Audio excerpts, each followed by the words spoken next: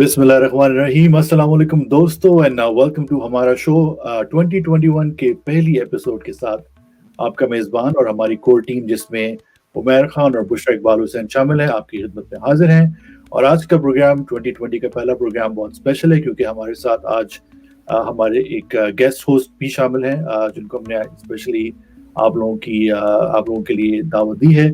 हमारे साथ as you can see screen पर मौजूद है नासिर खान। प्रोग्राम का बेसिक जो एक कोर है वो इसकी कहानी है जो बुशरा इकबाल तरतीब देती हैं और खुद लिखती हैं और उसके बाद हम लोग उसके हवाले से बातचीत करते हैं। तो आज की कहानी क्या है, किस मौजू के ऊपर है और इसका क्या सीन है, इसके लिए हम आपको वापस लिए चलते हैं Islamabad and over to Bushra Iqbal Hussain ji. और आज की कहानी जो है उसका उन्वान है प्रोफेसर डॉक्टर इख्तियार अली शाह। मेरी कहानियाँ जैसा आप सब जानते हैं कि किरदारों पर मबनी होती हैं और हम कोशिश करते हैं कि उन किरदारों के ज़रिए कुछ ऐसे मामलात आपके सामने लाएं, कुछ ऐसे मसाइल लाएं या कुछ ऐसे मौज़ूआत लाएं जिन पर अमूमी तौर पर बात करना थोड़ा सा मुश्किल होता है और ये बिल्कुल आम लोगों की सच्ची कहानियाँ हैं। और आज का जो मेरा किरदार है उसकी कहानी जब आप सुनेंगे तो आप मुझे बताइएगा कि फिर आपको कैसा लगा और आपने इस कहानी से क्या सीखा। तो कहानी शुरू करते हैं। प्रोफेसर डॉक्टर इख्तियार अली शाह। सूरज रोज़ तुलू होकर रोज हमारे साथ साथ स्कूल, कॉलेज, दफ्तर और काम की जगह पर जाता है। हम दिन भर अपना काम करते हैं, सूरज अपना। वापसी पर जब सूरज ढल रहा होता है, जैसे गर्म फ्राइंग पैन में मक्खन की टिकिया, तो ऐसे ही हमारी हिम्मतें भी आहिस्ता आहिस्ता दम तोड़ रही होती हैं, थोड़ी मुज़महिल हो रही होती हैं। लेकिन ना तो सूरज हार मानता है, ना ही हमें हार माननी चाहिए, क्योंकि जब सूरज हमारी तरफ गुरूब होता है तो आसमान पर सुरमई गुबार की घटाएं आती हैं, चांद और सितारों की महफिलें सजती हैं और आफताब आलमताब वो तो किसी और जगह पर तलू हो जाता है। यही कानून कुदरत है। रोशनी दलील देती है, मंतक बताती है और अंधेरा ईमान, यकीन, उम्मीद, भरोसा और ऐसे ही ख्यालात का अछूतापन जाहिर करने में मदद देता है। प्रोफेसर डॉक्टर इख्तियार अली शाह की आवाज़ में एक दबा दबा सा जोश था। वो ये लेक्चर देते देते लगता था कि एकदम से मध्यम आंच से लहजे से निकलेंगे और कहीं शोले भड़का देंगे। वो यूनिवर्सिटी के शोबा तालीम से वाबस्ता थे। उम्र यही कोई 42-43 बहारें देख चुकी थी। तलबा में बहुत मकबूल थे, मगर खुद उनकी भी तो कुछ कहानी थी। वो सियालकोट के एक नवाही इलाके के गद्दी नशीन की तीसरी औलाद थे, लेकिन इनकी वालदा को ख़ानदान में शजरे ममनुआ समझा जाता था। वो बड़े शाजी की दूसरी गैर ख़ानदानी और पसंद की बेगम थी। इसीलिए महज चंद माह के इख्तियार अली शाह के साथ उन्हें सियालकोट से लाहौर भेज दिया गया। वालिद ने नान नुफ्का तो उसके बाद भेजा, मगर खुद कभी मिलने नहीं आए, ना ही ख़ानदान ने उनसे बराह रास्त कोई राबिता रखा। वालदा खुद वाजबी पढ़ी लिखी थी, मगर उन्होंने तमाम तर नामसाइद हालात के बावजूद बेटे की तरबियत में कोई कमी नहीं छोड़ी। वो इम्तियाजी नंबरों से गवर्नमेंट कॉलेज से पढ़ाई मुकम्मल करने के बाद स्कॉलरशिप पर बाहर चले गए और आला डिग्रियां भी समेट लाए। बहुत सी जगहों पर उन्हें पुरकशिश मुलाजमत की ऑफर्स आईं, लेकिन उन्होंने कहा उन्हें तो वापस पाकिस्तान जाना है और उन्हें तो बस पढ़ाना है, और पढ़ाना भी किसे? मुस्तकबिल के उस्तादों को। वो कहते थे उस्तादी पैगंबरी पेशा है, इसे सिर्फ वही इख्तियार करे जिसमें मौल्लम बनने का तबई रुझान हो, तलबा से शफकत बरतने का तरीका आता हो और बर्दाश्त का पैमाना बहुत कुशादा हो। लाहौर में दिसंबर को सर्दी और धुंध का महीना कहा जाता है। तलबा में बेचैनी होती है, कब मौसम सरमा की तातीलात होंगी और वो जाने से पहले कुछ अच्छी अच्छी पार्टीज का इंतजाम करेंगे, महफिलें सजाएंगे। सो उस रोज भी यूनिवर्सिटी का आखिरी ही दिन था जब साले दौम के कुछ तलबा ने मिलकर एक महफिल का एहतमाम किया और इसके मेहमान खुसूसी थे डॉक्टर प्रोफेसर इख्तियार अली शाह। वो खुश लिबास, खुश इतवार और खुश गुफ्तार तो थे ही, इनकी नौजवानों में घुल मिल जाने की आदत और उनके दिल की अनकही बातें समझ लेने की हिस्सियात बहुत तेज थी।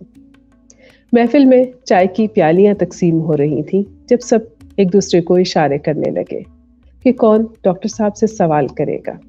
अब डॉक्टर साहब होशियार थे, समझ तो गए कि आज कुछ जाती सवालात का जवाब देना होगा, مگر بظاہر انجان بن کر کافی کی چسکیاں بھرتے رہے۔ بالآخر کلاس کے سب سے نازک اتوار محجبین نے سوال کیا، سر آپ نے کبھی محبت کی ہے؟ ڈاکٹر صاحب مسکرا دیے۔ یہ سوال ہر سال کوئی نہ کوئی طالب علم ضرور پوچھتا ہے۔ جی ہاں، کئی بار محبت کی ہے۔ کئی بار؟ اس بات پر بہت حیران کن سا ایک رد عمل آیا۔ جی ہاں، مجھے سب سے پہلی محبت گاؤں کی اس لڑکی سے ہوئی تھی جس نے پانی کا گھڑا رکھ کر مجھے گود میں اٹھا لیا تھا، اور آخری بار میں اس لڑکی کی محبت میں گرفتار ہوا جس نے امریکہ میں مجھے اتنی احتیاط سے انجیکشن لگایا کہ درد کا ذرا برابر احساس نہیں ہوا۔ سب ہنسنے لگے، ایک دم سے محفل جم سی گئی، اور پھر اٹھا افسر جٹ اور اس نے ایک انوکھا سوال داغا، سر سنا ہے آپ کی والدہ کو آپ کے ابا جی نے چھوڑ دیا تھا، وہ ملتان کے حرم گیٹ سے آئی تھی نا؟ پارٹی میں سب کو سانپ سو گیا۔ ڈاکٹر صاحب کا چہرہ سپاٹ رہا، مگر ان کے دل کے ایوان میں یقیناً ایک زلزلہ آ گیا۔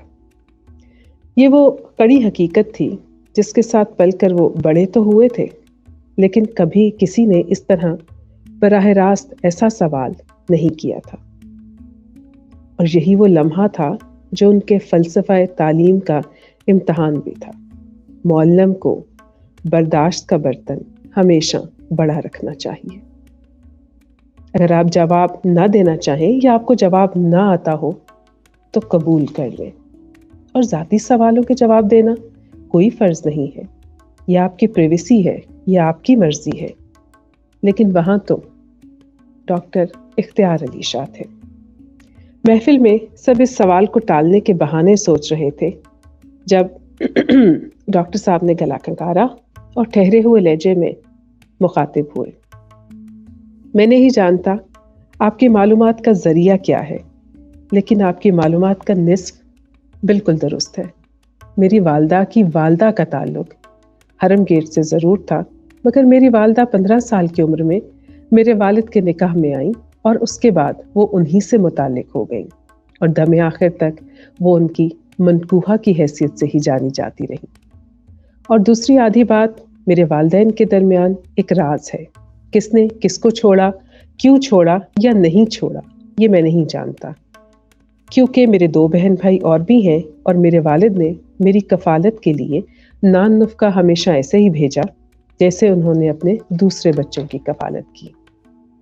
اب افسر جٹ کے چہرے کا رنگ متغیر ہو گیا تھا، لیکن کلاس میں باقی سب مزید جاننا چاہتے تھے۔ جانتے ہیں میری ماں جی نے مجھے کیا سکھایا؟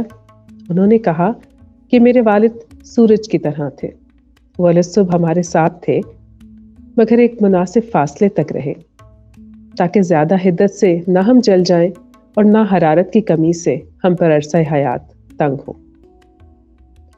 وہ جب سامنے نہیں ہوتے تھے تب بھی میری ماں جی کہا کرتی تھیں، دیکھو وہ کسی اور جگہ، کسی اور شہر میں روشن ہے نا، اور ان کی کرنیں، ان کی حرارت، ان کی حدت، ان کی محبت تم تک پہنچ رہی ہے، کیونکہ جیسے سورج ایک طرف ڈھلتا ہے تو کسی دوسری جگہ ابھرتا بھی ہے، اور اس کی حرارت زمین کو جمنے نہیں دیتی، اور زندگی چلتی رہتی ہے۔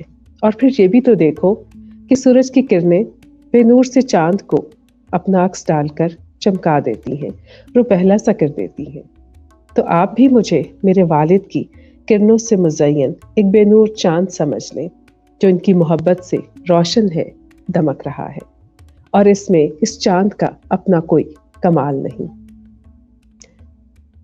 آپ سب کی زندگیوں میں بھی کبھی ہو سکتا ہے ایسے دھندلے لمحات آئیں جب آپ سورج کی تلاش میں ہوں، تو دیکھیے گا کسی کی محبت کا سورج آپ کو بھی منور کر سکتا ہے، بس دل کا دروازہ کھلا رکھیے گا۔